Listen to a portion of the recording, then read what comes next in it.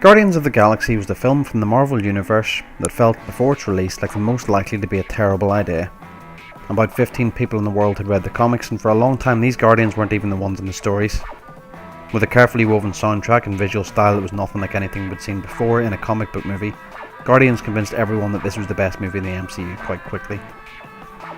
Some people have deeply held beliefs that comic book movies are intrinsically wrong, and I respect that. They're wrong to think this, but I understand the frustration. Guardians of the Galaxy Volume 2 was a very tense moment for me because I couldn't see it becoming anywhere near as good as the first.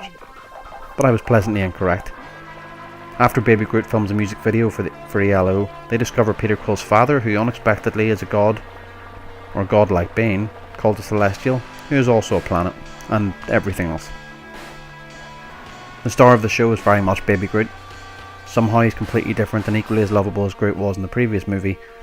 He's almost entirely useless in the film and somehow still a necessity.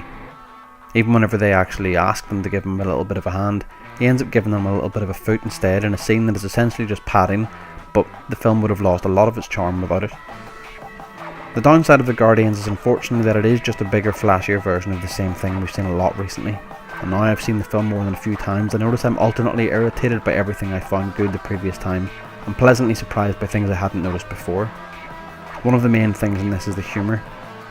There's been a leaning towards a certain kind of unexpected joke, and I hope the air quotes come through there, where a bad person says something intense and serious, which is then subverted by a comedy interruption, such as the famous puny god bit in the Avengers. Unfortunately, if you subvert too often, then the subversion just becomes the version, to which I have an aversion.